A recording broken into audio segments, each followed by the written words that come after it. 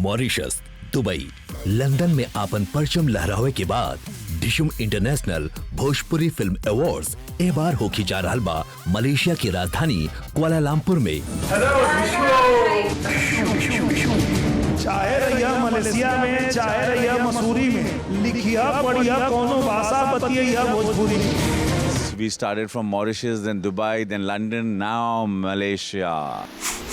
यहाँ से जाते ही बस फ्रेशन अप होके हमको सीधा रिहर्सल करने जाना है। हम सभी शुभकामना करते हैं IVFA पुरस्कारों की सफलता की। मैं बहुत एक्साइटेड हूँ रवि भैया को देखने के लिए, क्योंकि रवि किशन जी एक अलग एलियन प्लेनेट के आदमी हैं। बहुत मजा आई, धमाल हुई। डिशुम इंटरनेशनल भोजपुरी फिल्म अवार्ड्स के लिए धूम धमाके से तैयारी हो रही है। ऐसा तड़कदार फलकदार गीतन के संयोजन के लिए बनी कि लप लप होता कमर तोर लप लप होता। 3 दिन से रिहर्सल करने में हालत खराब है, बट बहुत एक्साइटेड हूँ मैं, बहुत खुश हूँ मैं कि इतने अच्छे स्टेज पे परफॉर्म करने का मौका मिल रहा है। So much happy, so much excited. पता नहीं कैसे उस समय तुम्हारे इस टैलेंट को नहीं पहचान पाया, क्योंकि मैं आपके पास काम के लिए आता था, आप काम देते ही नहीं थे। जिंदगी झंडवा वो फिर भी घमंडवा। सबसे लेट लतीफ एक्टर कौन है आपके हिसाब से? Actor actress?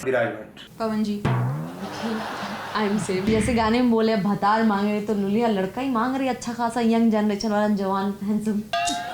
भोजपुरी इंडस्ट्री की दर्शकों की आन बान शान, या ये कह लीजिए कि भोजपुरिया दिलों की धड़कन, भोजपुरिया दिलों की जान, आम्रपाली। वाह वाह वाह वाह वाह, इतनी सारी तारीफ, इतनी सारी तारीफ। लेकिन मैं फोटो खिंचा रही थी ना। बटेर उड़, घोड़ा उड़, बकरी उड़।